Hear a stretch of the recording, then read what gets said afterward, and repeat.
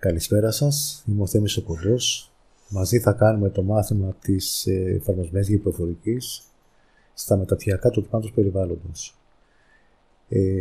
Με μία σειρά video tutorials θα προσπαθήσουμε να σας βοηθήσω σε όλη τη διάρκεια του μαθήματος, γιατί η εξαποστάσεως διδασκαλία του μαθήματος δημιουργεί κάποια τεχνικά προβλήματα, όχι τόσο στη διδασκαλία του μαθήματος, όσο στην αλληλεπίδραση μεταξύ των φοιτητών, εσάς δηλαδή, και του διδάσκοντα, εμένα. Θα προσπαθήσω με αυτή τη σειρά των βίντεο να σας βοηθήσω να μπορείτε ανά πάσα στιγμή μόνοι σας από το σπίτι σας να λύνετε όλες τις ασκήσεις τις οποίες θα πρέπει να κάνουμε σε όλη τη διάρκεια του μαθήματος. Σε αυτό το πρώτο βίντεο θα κάνουμε μια πρώτη γνωριμία με το e-class, που υποθέτω ότι όλοι σας λίγο πολύ το ξέρετε, αλλά εγώ οφείλω να σας δείξω πώς ακριβώς έχει διαρθρωθεί το υλικό του μαθήματος. Όπως επίσης θα κάνουμε και μια πρώτη γνωριμία με το λογισμικό GIS που θα χρησιμοποιήσουμε, που είναι το ArcGIS, όπως θα τα πούμε και στην τάξη με κάθε λεπτομέρεια. Λοιπόν, για να δούμε πρώτα απ' όλα το υλικό του μαθήματος που βρίσκεται στο e-class και με ποιον ακριβώς τρόπο έχω διαρθρώσει τις διαλέξεις και τα εργαστήρια και τι ακριβώς χρειάζεται να ξέρετε, να γνωρίζετε από την αρχή του μαθήματος. Λοιπόν, θα συνδεθώ με το Mozilla, με το Firefox. Θα μπω στη σελίδα του OpenEClass, ήδη την έχει ανοίξει. Υποθέτω ότι όλοι σας ξέρετε το link είναι το eclass.aegean.gr. Εδώ δεξιά στο user login βάζω τα στοιχεία μου, καθένας βάζει τα προσωπικά στοιχεία που του έχουν δοθεί από το τμήμα περιβάλλοντος και πατάω το Enter για να συνδεθώ. Με το που συνδεόμαστε με τα login μας, πάμε στο χαρτοφυλάκιο του χρήστη με τα διάφορα μαθήματα στα οποία έχουμε πρόσβαση. Το μάθημα που θα κάνουμε μαζί στο μεταπτυχιακό έχει αυτόν τον κωδικό ENV142. Είναι το μάθημα εφαρμοσμένη γεωπροφορική, παύλα εισαγωγή στην γεωπροφορική και περιβαλλοντικές εφαρμογές WSUPU. Για να μπούμε μέσα να δούμε τι ακριβώς υπάρχει. Θα δείτε δεξιά εδώ υπάρχει η περιγραφή του μαθήματος. Σε πολύ γενικές γραμμές τι προσπαθούμε σε όλη τη διάρκεια του εξαμήνου να καταφέρουμε. Γενικά το μάθημα είναι διαθρωμένο σε 5 βασικές θεματικές ενότητες συν μία έκτη, η οποία είναι η τελική εργασία την οποία θα πρέπει να κάνετε για να ολοκληρώσετε το μάθημα. Θα πούμε λεπτομέρειες και από κοντά στο πρώτο μάθημα. Από εδώ δεξιά που είναι τα διάφορα εργαλεία του e-class, σε πρώτη φάση 2 είναι τα βασικά. Ένα είναι εδώ που λέει έγγραφα και υπάρχει όλο το υλικό του μαθήματος. Είναι διαθρωμένο σε 6 φακέλους ανάλογα με τη θεματική ενότητα. Θεματική ενότητα από το 1, 2, 3 μέχρι το 6. Επίσης κάτι σημαντικό είναι το σύλλαμπος του μαθήματος, το οποίο καλό είναι όλοι σας να το ανοίξετε για να το διαβάσετε. Περιλαμβάνει όλες τις γενικές πληροφορίες που αφορούν το μάθημα για κάθε μία από τις διδακτικές εβδομάδες του μαθήματος, τι ακριβώς θα κάνουμε, σε πολύ γενικές γραμμές μάλλον. Και όλα τα απαραίτητα που χρειάζεται να γνωρίζετε, πώς ακριβώς θα γίνει η βαθμολόγηση του μαθήματος και διάφορες άλλες πληροφορίες. Επίσης υπάρχει ένα αρκετά μεγάλο PDF αρχείο με το όνομα Σημειώσεις Περιβαλλοντικές Εφαρμογές WSUPU. Το συγκεκριμένο PDF αρχείο είναι οι σημειώσεις που δίνω στο προπτυχιακό μάθημα των περιβαλλοντικών εφαρμογών WSUPU και περιγράφω με αρκετά μεγάλη λεπτομέρεια διάφορα πράγματα που πιθανόν να πούμε στο μάθημα, είτε στις διαλέξεις είτε στα εργαστήρια. Λοιπόν, για να πάμε λίγο να δούμε για το πρώτο μας μάθημα που είναι στη θεματική ενότητα 1 τι υλικό υπάρχει. Με το που πάτησα και μπήκα στη θεματική ενότητα 1 θα δείτε ότι υπάρχει ένα PDF αρχείο, είναι η εκφώνηση της εργασίας. Θα το δούμε σε επόμενο βίντεο tutorial που θα ξεκινήσουμε να δουλεύουμε την πρώτη εργασία. Όπως υπάρχει και ένα αρχείο RAR, ένα συμπιεσμένο αρχείο, στο οποίο μέσα βρίσκονται όλα τα απαραίτητα αρχεία τα οποία χρειάζεστε σαν πρωτογενή πληροφορία για να μπορέσετε να δουλέψετε την άσκηση. Στη συνέχεια, αυτή τη στιγμή θα το δείτε ότι βρίσκεται άδειο, αλλά συνέχεια θα το ενημερώνω με διάφορους συνδέσμους. Εδώ αριστερά που λέει σύνδεσμοι, Αυτή τη στιγμή δεν υπάρχει κανένας διαθέσιμος σύνδεσμος. Κατά τη διάρκεια του μαθήματος, όσο θα δημιουργώ τα διάφορα βίντεο tutorials, όπως το συγκεκριμένο, θα προσθέτονται εδώ ως σύνδεσμοι και θα μπορείτε να βλέπετε ανά πάσα στιγμή από το κανάλι μου στο YouTube όλα αυτά τα βίντεο tutorials. Λοιπόν, δεν χρειάζομαι άλλο το e-class, θα το χρησιμοποιήσουμε ξανά σε επόμενο βίντεο που θα ξεκινάμε να δουλεύουμε τις διάφορες εργασίες μας. Προς το παρόν κλείνω το Mozilla, δεν το χρειάζομαι άλλο.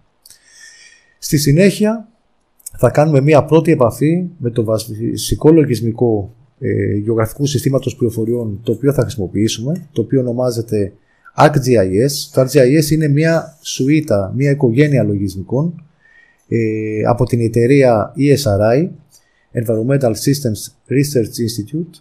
Είναι η πρωτοπόρα εταιρεία και τα πρωτοπόρα λογισμικά παγκοσμίως. Είναι η αντίστοιχη Microsoft, να το πούμε έτσι, των GIS, και χρησιμοποιούνται κυρίως για επαγγελματική χρήση, το οποίο, όπως καταλαβαίνετε, σημαίνει ότι είναι και εμπορικά τα λογισμικά. Θα σας δοθούν ακριβέστατες λεπτομέρειες πώς ακριβώς εσείς θα μπορέσετε από το σπίτι σας να δουλεύετε τα συγκεκριμένα λογισμικά και πώς θα επιλύσουμε το θέμα της εμπορικότητας. Λοιπόν, για να μπορέσουμε να ανοίξουμε το λογισμικό ArcGIS, θα πρέπει να πάτε από το μενού της έναρξης, κάτω αριστερά εδώ στα Windows. Εγώ έχω τα Windows 10, κάπου σε παρόμοια θέση θα κάνετε αντίστοιχα εσείς με όποια άλλη έκδοση Windows μπορεί να έχετε. Τα 7, τα 8, τα 9. Θα πάτε στις εφαρμογές, θα δείτε ότι υπάρχει ένας φάκελος ArcGIS, πατήστε να ανοίξει ο φάκελος ArcGIS. ArcGIS είπαμε ότι είναι η σουίτα των λογισμικών, η οικογένεια των λογισμικών, και βλέπετε μέσα στη σουίτα υπάρχουν διάφορα επιμέρους λογισμικά τα οποία πιθανόν να χρησιμοποιήσουμε. Το βασικό λογισμικό το οποίο χρησιμοποιούμε είναι αυτό με το όνομα ArcMap. Το 10,3 που γράφει δίπλα από τα διάφορα λογισμικά είναι η έκδοση του προγράμματος. Εσείς θα χρησιμοποιήσετε το 12,2. Ένα άλλο λογισμικό το οποίο θα το χρησιμοποιήσουμε αρκετά είναι το λογισμικό ArcCatalog, και σε μία άσκηση συγκεκριμένη, στην τρίτη κατά σειρά, θα χρησιμοποιήσουμε και το λογισμικό ArcSyn, το οποίο μας κάνει τις διάστατες οπτικοποίησεις. Το βασικό λογισμικό το οποίο χρησιμοποιούμε είναι το ArcMap. Ας το ανοίξουμε.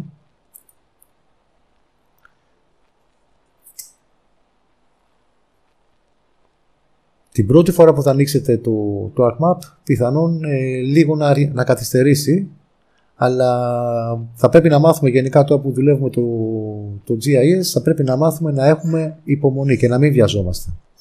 Λοιπόν, άνοιξε το λογισμικό του ArcMap. Η κύρια λογική που κρύβεται πίσω από το user interface, πίσω από το περιβάλλον εργασίας δηλαδή του ArcMap, βασίζεται στην λογική που έχουν όλα τα προγράμματα του Windows. Τι ακριβώς σημαίνει αυτό? Σημαίνει ότι εδώ πάνω ψηλά υπάρχουν μία σειρά από διάφορα μενού. Μας είναι γνωστά σε όλους, υποθέτω, η χρήση του μενού τι ακριβώς κάνει. Ακριβώς από κάτω από τα μενού, σε αυτό εδώ το σημείο αναφέρομαι, αυτό το σημείο ονομάζεται Toolbar, γραμμή εργαλείων δηλαδή. Γραμμή εργαλείων, και τα διάφορα εργαλεία είναι τα εικονίδια που βλέπουμε ακριβώς από κάτω. Τα μενού και η γραμμή των toolbars υπάρχουν σχεδόν σε όλα τα λογισμικά που χρησιμοποιούμε στα Windows. Κάτι το οποίο διαφέρει στο ArcGIS σε ό,τι αφορά το user interface σε σχέση με όλα τα υπόλοιπα λογισμικά που χρησιμοποιείτε είναι αυτό εδώ το αριστερό μέρος. Σας υποδεικνύω με τον κέρσορα σε ποιο μέρος αναφέρομαι. Εδώ. Αυτό το τμήμα του λογισμικού, αυτό το παράθυρο ονομάζεται, αν δείτε εδώ πάνω ψηλά, έχει ένα όνομα Table of Contents. Θα το λέγαμε στα ελληνικά πίνακας περιεχομένων. Ποια είναι η χρήση του Table of Contents? Ποια είναι η χρήση του πίνακα περιεχομένων? Στη συνέχεια, όταν θα ανοίγουμε διάφορα έτοιμα αρχεία, ψηφιακά αρχεία GIS, θα τα βλέπετε εδώ σε αυτόν τον κενό πίνακα που υπάρχει αυτή τη στιγμή, θα τα βλέπετε να εμφανίζονται σαν μία λίστα, ένα προς ένα, όπου στην αρχή θα φαίνεται το όνομα του κάθε ενός από τα αρχεία που ανοίγουμε και ακριβώς από κάτω τον τρόπο με τον οποίο συμβολίζουμε τις διάφορες γεωγραφικές πληροφορίες των αρχείων. Θα τα δείτε με λεπτομέρεια στο επόμενο βίντεο που θα αρχίσουμε να δουλεύουμε την άσκησή μας. Αυτή είναι η χρήση του Table of Contents. Και διάφορα άλλα πράγματα θα τα πούμε και θα εξηγηθείτε σε επόμενες εργασίες. Το βασικό τμήμα του περιβάλλοντος εργασίας, του ArcMap, είναι αυτό εδώ που βρίσκεται στο κέντρο, ένα παράθυρο, άσπρο αυτή τη στιγμή στο κέντρο. Κουνάω τον cursor τώρα για να καταλάβετε πού ακριβώς αναφέρομαι. Αυτό εδώ το κομμάτι του User Interface ονομάζεται Viewer. Οθόνη θα το λέγαμε στα ελληνικά. Τι είναι ο Viewer?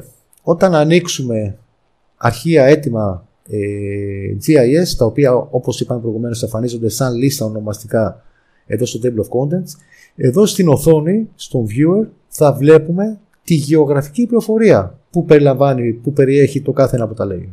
Εδώ θα φαίνεται δηλαδή η γεωγραφική πληροφορία.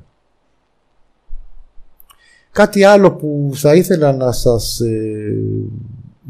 αναφέρω για το user interface του λογισμικού. Αν παρατηρήσετε κάτω δεξιά, εδώ αναφέρομαι, κάτω δεξιά στο ArcMap, θα δείτε ότι υπάρχουν κάποιες τιμές. Αυτή τη στιγμή σε μένα γράφει 1278,61 και 3,209 και δίπλα γράφει unknown units. Τι είναι αυτές οι τιμές και τι είναι αυτό το unknown units? Είναι οι συντεταγμένες στις οποίες βρίσκεται ανα πάσα στιγμή ο κέρσορας όπου βρίσκεται στο viewer. Αν δείτε τώρα με το που κουνάω τον κέρσορά μου, αλλάζουν συνέχεια αυτές οι τιμές. Όταν αφήσω κάπου σταθερό τον κέρσορά μου, παραμένει σταθερή και η τιμή. Η τιμή της συντεταγμένης που έχει ο κέρσορας εκεί που το έχω αφήσει στο viewer είναι η τιμή που αναγράφεται στο κάτω δεξί μέρος του ArcMap. Το unknown units το γράφει γιατί πολύ απλά το ArcMap δεν γνωρίζει σε ποιο σύστημα συντεταγμένων βρίσκεται τα διάφορα αρχεία μας. Από τη στιγμή βέβαια που δεν έχουμε αρχεία, δεν υπάρχει και σύστημα αναφοράς. Άρα πολύ απλά γι' αυτό το λόγο γράφει το ArcMap unknown units. Αυτή είναι η πρώτη επαφή με το λογισμικό ArcGIS. Στα επόμενα βίντεο που ακολουθούν θα δείτε πώς θα αρχίσουμε να χρησιμοποιούμε, να μαθαίνουμε να εξοικειόμαστε με τα διάφορα εργαλεία και πώς να χρησιμοποιούμε τις δυνατότητες χωρικής ανάλυσης που μας δίνουν τα GIS για την επίλυση περιβαλλοντικών προβλημάτων.